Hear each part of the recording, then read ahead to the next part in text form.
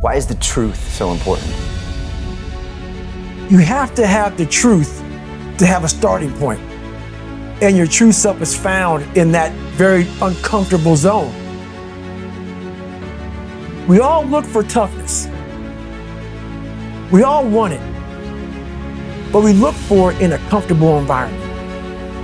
You will not find toughness in a comfortable environment.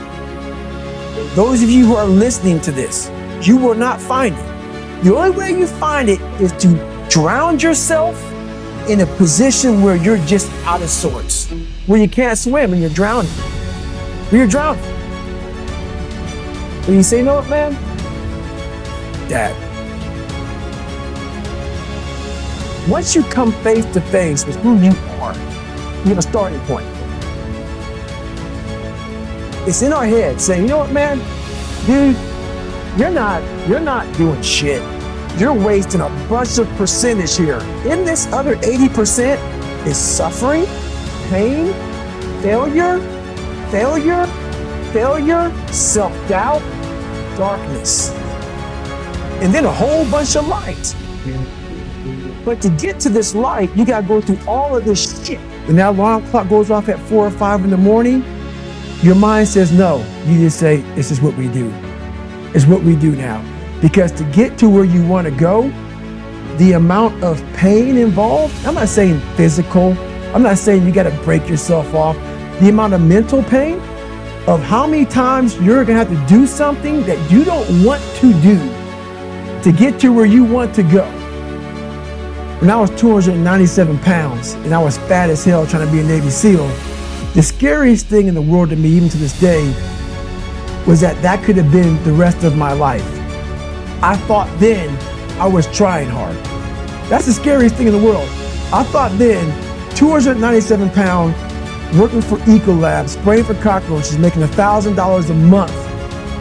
I thought that was me at my 100% potential. Come to find out, a few years later, I wasn't anywhere near that. 106 pounds less, graduate Navy SEAL training, went on to do all these other things. Looking back on that, that was me trying hard. That's why people gotta understand, what is in us, we have no idea until we start trying hard. So when I was young, I used to be a little piece of shit.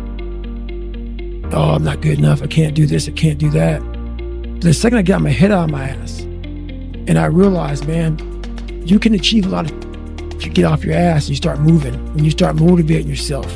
Start becoming a self-motivator. So I started front-loading. And front-loading is people are like, man, you've done so much by 47 because I don't know what tomorrow's gonna bring me. So my military resume is fat. You know, I did a lot in the military. I did a lot outside the military. I've made money. I've done almost every race out there, hard race in the world. I've broken pull-up records. I've done a lot of shit. So when these bad times come, and also not like only that, like work your ass off so you can enjoy. Yeah, you're taking a shot. You know, you may not live to be old, but what if you do? And you worked your ass off when you were able, and you were able to get up early, able to grind. If you front load it properly, the back half of your life is money. And that's what I did.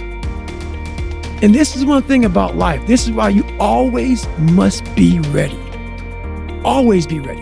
Never get ready. People go, oh, hey, what are you training for, David? I ain't training for shit. When something pops up, I'm ready.